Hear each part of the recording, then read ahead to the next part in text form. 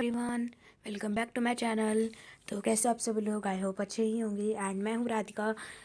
Study with Radhika channel में आपका बहुत बहुत स्वागत है।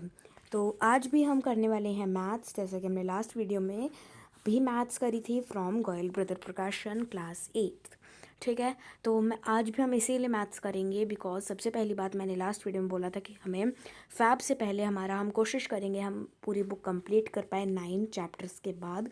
1 to 9 आप बिल्कुल भूल जाना एक बारी के लिए, बिकॉज वो फाइनल में आई थिंक नहीं आएंगे, बाकी आएंगे तो हम ज़रूर कोशिश करेंगे कि हम उसको भी कवर कर पाए। बट पहले हम 9 के बाद का ट्राई करेंगे because most of the school में 9 के बाद का ही आता है। लास्ट का जो भी सिलेबस होता है वो फाइनल में आता है। तो आज भी हम करने वाले हैं 9.1। जैसा कि लास्ट वीडियो में हमारी 9.1 कंप्लीट नहीं हो पाई थी, बट फिर भी हम, ऐसा नहीं है ना फैब से पहले हमें कंप्लीट करना है तो हमारे समझ में आए ना आए बस हमें सिलेबस कंप्लीट करना नहीं, ऐसा नहीं होगा। हम पहले अच्छे से समझेंगे, अगर हमें आता है तो ही हम आगे बढ़ेंगे और एक साथ सब कुछ नहीं करेंगे।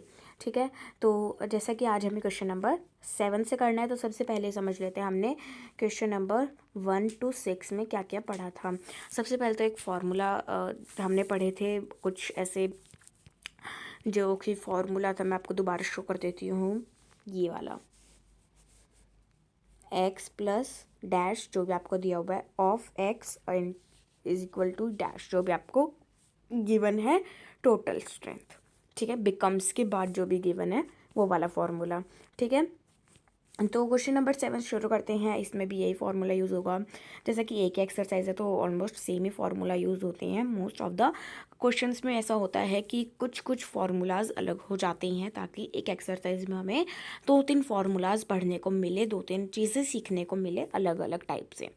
ठीक है, तो आज की इस वीडियो को शुरू करते हैं। Question number 7, A saves 14% of his salary and B saves 22% of his salary। यहाँ पर A और B है। जो A है वो उसकी सैलरी का 14% सेव करता है और जो B है वो उसकी सैलरी का 22% सेव करता है। अगर दोनों सेम सैलरी कमाते हैं और A की जो सेविंग है वो है ₹1820, तो हमें B की find there salary and B is saving.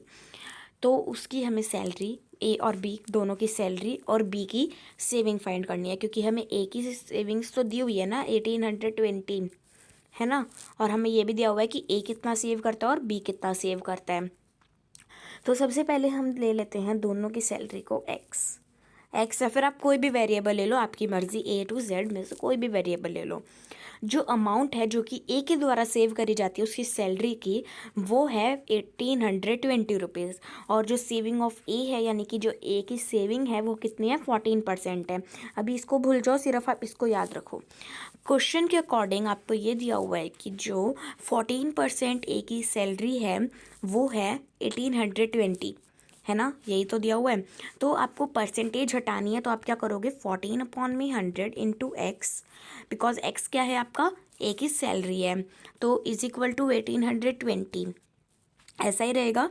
तो जब आपको x की वैल्यू फाइंड करोगे तो आप क्या लिखोगे, इसको x इज इक्वल टू 1820, और 14 और 100 क्या हो जाएंगे, रेसिप्रोकल हो जाएंगे, तो 100/14। अब आप इसको सॉल्व करोगे तो x की वैल्यू क्या आएगी, 13,000 आएगी। अब आपको इतना पता चल गया कि a की सैलरी कितनी है। ठीक है, तो अब क्या हमने क्या किया, ए की सैलरी, ए और बी की सैलरी हमने निकाल ली जो कि है 13,000, बिकॉज ऊपर क्वेश्चन में दिया हुआ है if both of them get the same salary.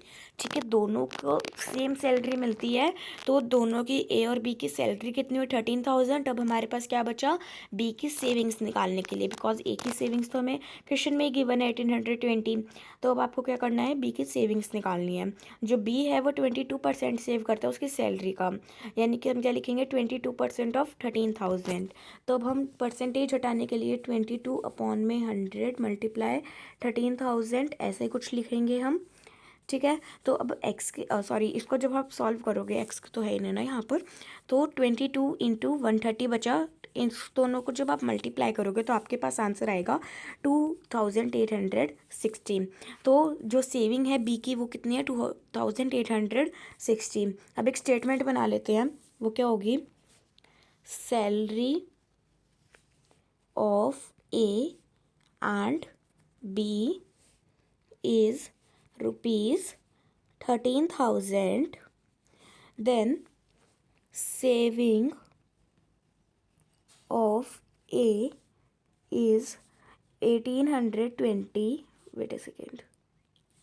is rupees 1820. मैं एक बार ऊपर का मतलब ऊपर रब कर रही हूँ, आप एक फटाफट से लिख लीजिए ताकि मैं ऊपर लिख पाऊँ, यहाँ पर जितना स्पेस नहीं होता.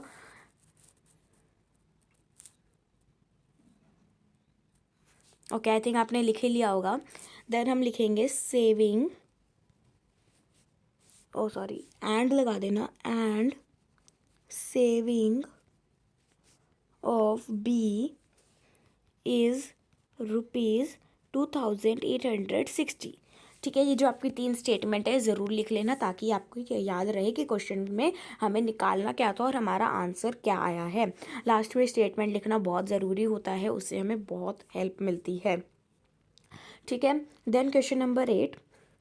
Meenakshi has some money with her. Meenakshi के पास कुछ पैसे थे, उसने 50% अपनी बेटी को दे दिए और 30% अपने बेटे को दे दिए.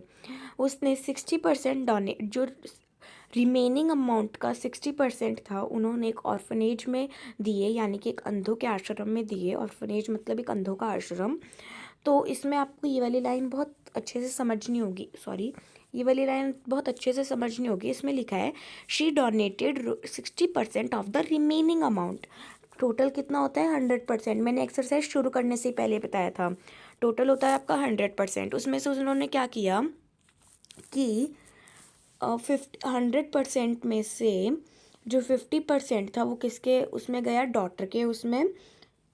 देन 30% गया आपका सन के पास. अब 50 + 30 80 हुआ. अब बाकी का बच्चा 20%. अब 20% का भी 60% उन्होंने क्या किया है, एक ऑर्फनेज में डोनेट करा, एक अंधों के आश्रम में डोनेट किया. अगर जो 9250 रुपीज़ उनके पास अभी भी बचे हैं तो मीनाक्षी के पास कितने बचे. समझ में आए कुछ बात. अभी आप आंसर कर दोगे तो आपको अच्छे से समझ में आएगी. जो मीनाक्षी के पास अमाउंट बची है वो आप ले लो x. ठीक है. 50% और 30% उन्होंने किसको उन्होंने दे दिए. रिमेनिंग अमाउंट क्या हुई, 50 + 30 20%. हमने क्वेश्चन में ही निकाल लिया. 60% जो बची अमाउंट थी यानी कि 20% ऑफ x उन्होंने ऑर्फनेज में दे दिया, अंधों के आश्रम में दे दिया. 20% ऑफ x ही तो आएगा क्योंकि x तो जो है आपका बची हुई अमाउंट है. तो रिमेनिंग अमाउंट का 20% ही तो दिए, 20% का भी 60% दिया टोटल. तो जब वो 40% जो है, 40% किससे आया, 40% जो है उनके पास रिमेनिंग अमाउंट है जो कि 20% ऑफ x है. ठीक है, उनके पास है अभी भी. तो जो 40% है, 40% कैसे आया देखो, आपका यहाँ पर 60% था तो आपको जो वेट ए सेकेंड, हाँ, जो आपका 20% था जो कि आपने दे दिया था, तो 20 + 20 नहीं तो 20 है ना. तो 40% देखो कैसे आया कि जो रिमेनिंग अमाउंट थी उसमें दिया हुआ है 9250. तो उसमें आपका क्या करोगे, आपको जो लेफ्ट मनी है आपके पास जो बची हुई है वो आपको x लेनी है. अब जो 40% आपके पास बची, तो 40% जो है वो आपका 20 ऑफ x है, 20% x है, = 9250. हम यही करते थे फर्स्ट क्वेश्चन में भी यही किया है. परसेंटेज हटाने के लिए 40/100, तो 20/100 आ जाएगा क्योंकि ऊपर भी तो परसेंटेज थी 20 के पास भी तो, और x = 9250 यही आएगा. तो इसको जब आप सॉल्व करोगे तो x की वैल्यू निकालने के लिए 9250 × 100 दोनों चीज़ों को ही आप रेसिप्रोकल कर दोगे तो ऊपर 200 आ जाएंगे और नीचे 20 × 40 आ जाएगा. 1 0 से 1 0 कैंसिल, 1 0 से 1 0 कैंसिल, 100 उड़ गया. ठीक है, तो ये 2 पर गया, ये 50 पर, ये 1 पर, तो ये 25 पर. बेटे सेकेंड 25 पर. ठीक है, तो अब आपके पास क्या बचा, आपका पास बचा 4625 × 25 यही बचा. तो इन दोनों को जब आप मल्टीप्लाई करोगे तो आपके पास आएगा 1,15,625. तो मीनाक्षी के पास अभी भी 1,15,625 रुपीज़ है. ठीक है. Then question number 9. I think हम इस वीडियो में कंप्लीट कर ही देंगे इस वाले एक्सरसाइज को. Question number 9. एक रिडक्शन है 10% का, जो कि आपके मैंगो के प्राइस में है, मैंगोज़ के प्राइस में है, रिडक्शन हुआ है, चेंज आया है एक, जो विकी ने 2 किलो मैंगो खरीद लिए ₹360 के। पहला आपको ये फाइंड करना है कि जो रिड्यूस्ड प्राइस है, जो कि चेंज प्राइस हुआ है पर केजी के अकॉर्डिंगली, वो कितना हुआ है। और दूसरा आपको करना है कि पर केजी का ओरिजिनल प्राइस कितना है। तो सबसे पहले हम क्या करते हैं, ओरिजिनल प्राइस को ₹100 ले लेते हैं। अब फिर हाँ, आप 100 ही ले लेना, आपका क्वेश्चन बहुत ईजी बन जाएगा, क्योंकि ऊपर आपको 10% रिडक्शन दिया हुआ है। जो रिड्यूस्ड प्राइस था वो ₹90 हुआ, क्योंकि 10% चेंज हुआ है। तो 100 minus 90 is equal to 100 minus 10 is equal to 90। तो आपको इतना पता चल गया कि रिड्यूस्ड प्राइस 90 हुआ है। तो आपको 10% ऑफ 100 इज इक्वल टू 90 आ गया आपका। ठीक है, 100 का 10% 90 तो हुआ। जो 90% है वो एक्चुअल कॉस्ट है आपकी मैंगो की, जो कि 360 बन गया 2 किलो के लिए। तो जब 1% एक्चुअल कॉस्ट ₹4 है, तो जो ₹90 है, आप मतलब कि इससे 1% की निकाल सकते हो, जो कि ₹4 आएगी। ठीक है, कैसे आएगी देखो, 90 अपॉन में 360, 1 की तो हम ऐसे ही निकालते थे ना, 0 से 0 कैंसिल, 1 और 4, 1 अपॉन में 4 इज इक्वल टू 4, यही तो करते थे हम। या फिर आप ऐसे कर लो, बात एक ही है, बचा 4। ठीक है, तो 1% की कितनी आ गई, 4 आ गई। अब आपको फाइंड करनी है 90%, सॉरी 1% की, तो 1% इसी उसमें निकाला हमने, जो कि आई आपकी 4। अब 100% के लिए आपको क्या करना है, 1 इंटू 100 का, यार ये चलता ही नहीं है एक तो, हाँ 1 इंटू 100 करोगे आप, तो 4 इंटू 100 हो जाएगा, क्यों हो जाए, is equal to 4 into 100, sorry. तो जो 100% इज इक्वल टू 400, जो कि आपका 2 किलो का प्राइस है। तो ओरिजिनल प्राइस कितना हो गया 2 किलो के लिए 400, तो 1 किलो के लिए ₹200 तो हुआ, क्योंकि हमें क्या करना है 1 किलो के लिए निकालना है, तो आप ऐसे कर दो, तो आ गया आपका ₹200 1 किलो के लिए।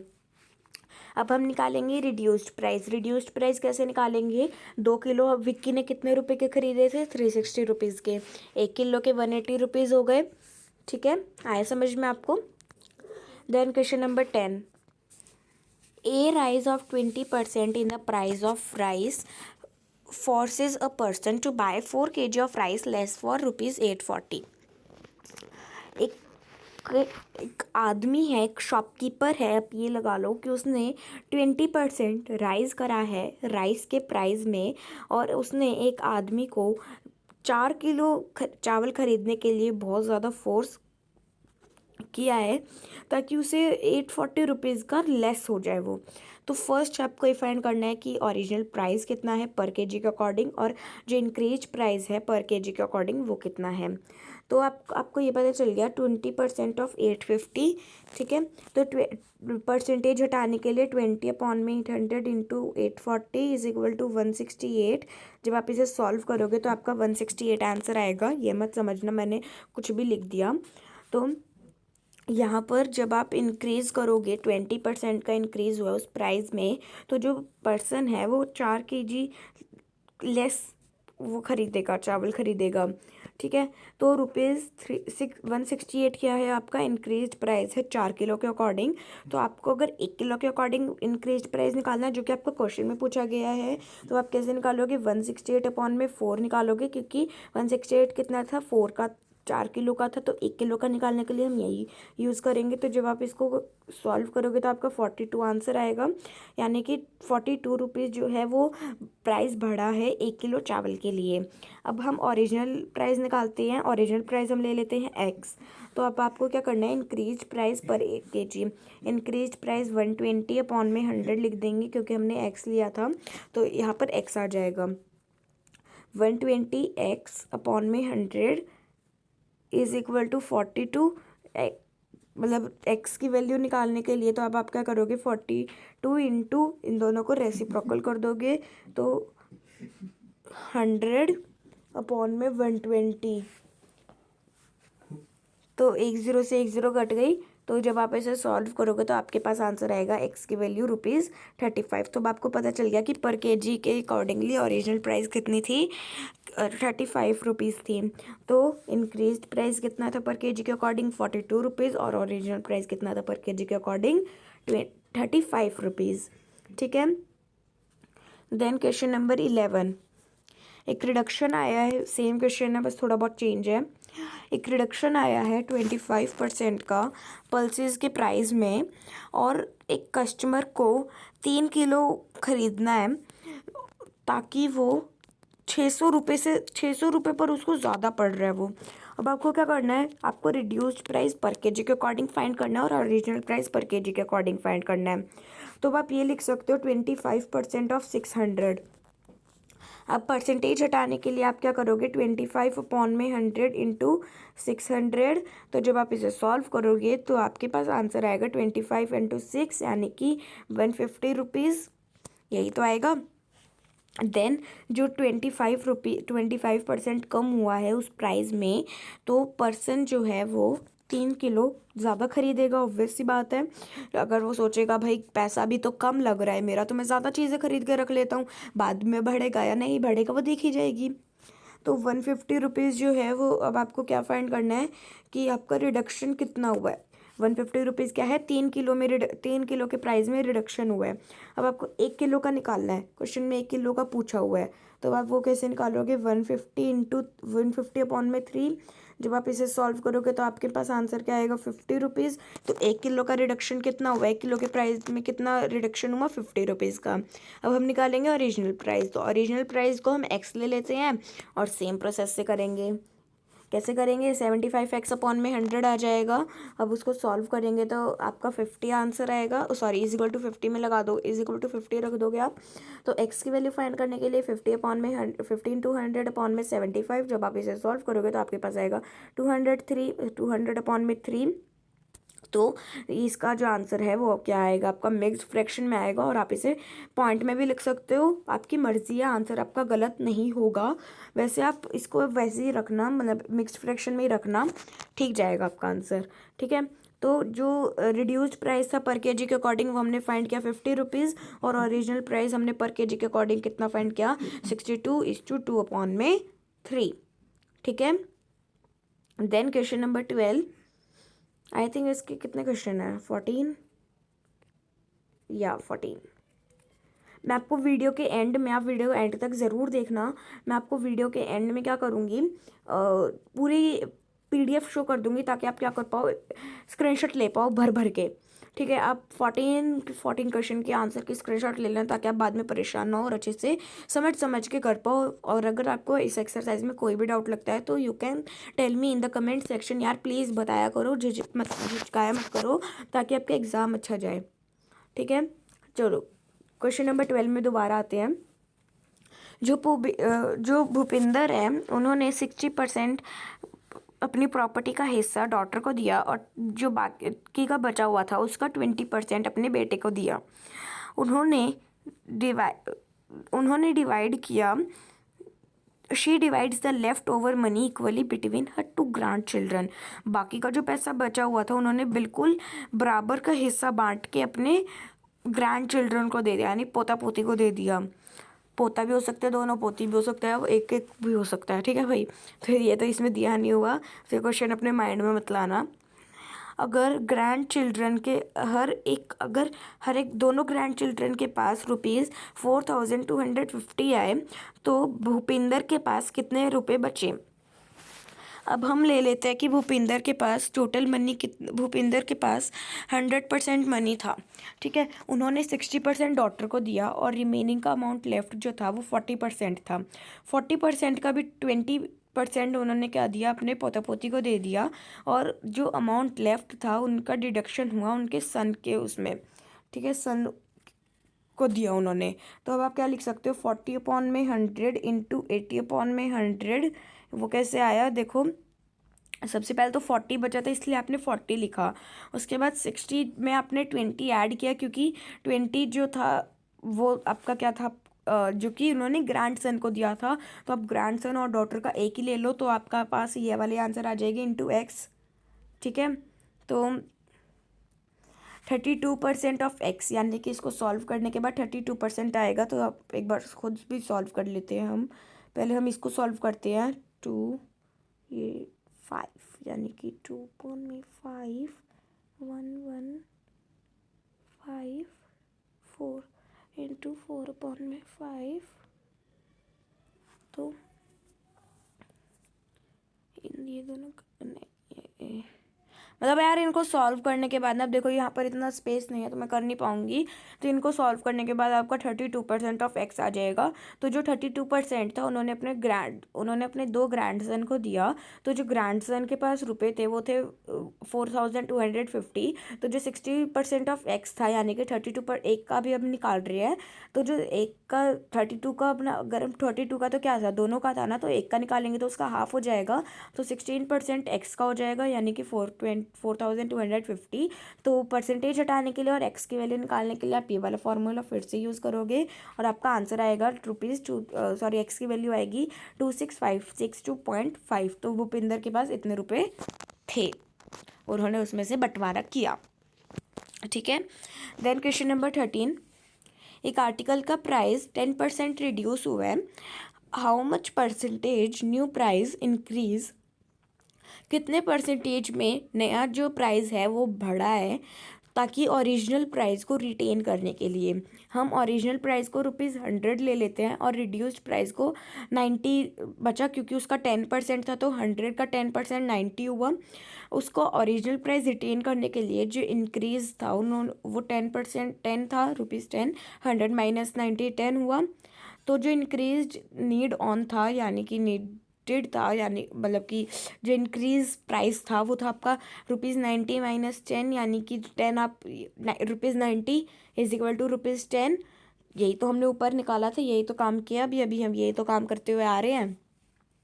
तो जो इंक्रीज का नीडेड था वो था ₹1 के ऊपर, जो कि था 10/90 यानी कि 1/9 आ गया आपका। तो जो इंक्रीज प्राइस था उसको हमने ले लिया 100 के ऊपर आया था, वो मैंने बताया था टोटल 100 होता है।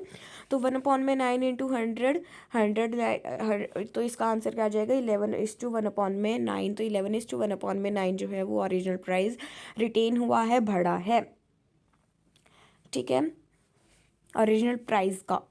ओके, सो क्वेश्चन नंबर 14, जो आपके आर्टिकल का प्राइस है जो कि इंक्रीज हुआ है 20% से, तो हाउ मच, ये कहाँ गया, हाँ, हाउ मच परसेंटेज। ओके, तो कितना परसेंटेज आपका न्यू प्राइस रिड्यूस हुआ है ओरिजिनल प्राइस को रिटेन करने के लिए।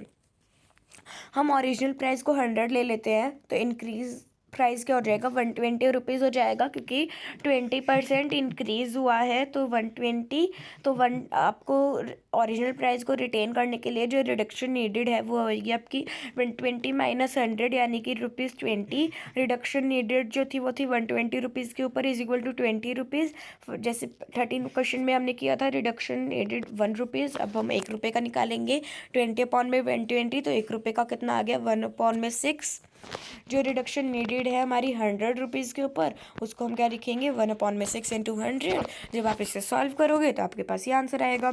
तो जो न्यू प्राइस है वो रिड्यूस हुआ है इतने परसेंटेज से ओरिजिनल प्राइस को रिटेन करने के लिए। ठीक है, so your exercise is complete. In next video we will do 9.2 and मैं आपको पूरी PDF शो कर देती हूँ। You can take the screenshot of that. Second,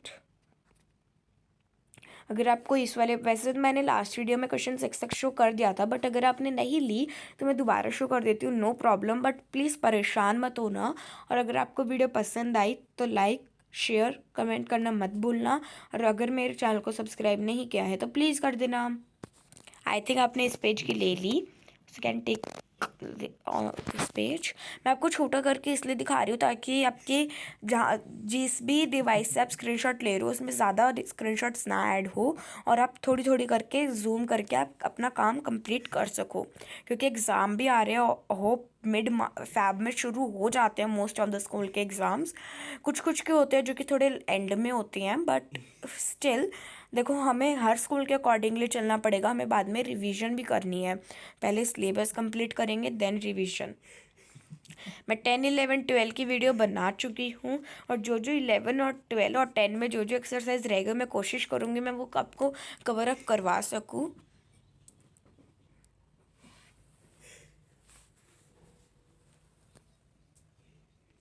but मैं कंफर्म नहीं हूँ, मैं आपको कवर अप करवा सकूँगी।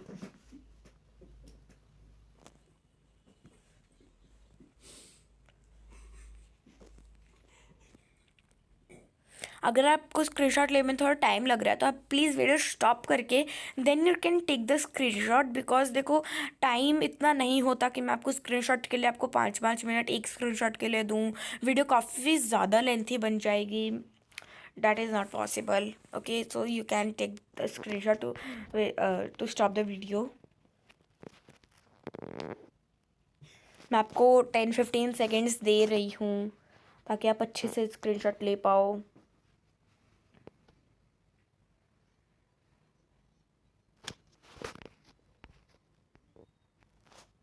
मैं इसीलिए अच्छे से इतना सॉल्व करती हूँ ताकि आपको समझ में आए।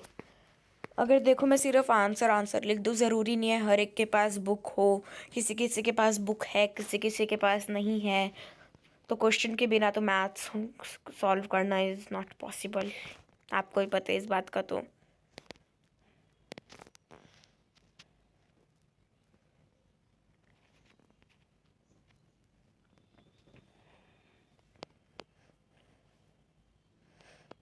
बट यार आप सब्सक्राइब करो, लाइक करो, ताकि मैं मोटिवेट हूँ और आपके लिए और अच्छी अच्छी वीडियोस बनाऊँ और अच्छे अच्छे चैप्टर्स लाऊँ और अच्छी तरीके से समझाऊँ। देखो मोटिवेशन मिलना बहुत ज़्यादा ज़रूरी होता है। मैं ये नहीं कह रही, अगर आप भी कोई वर्क कर रहे हो तो हाँ, मोटिवेट करना आपको बहुत ज़्यादा ज़रूरी है।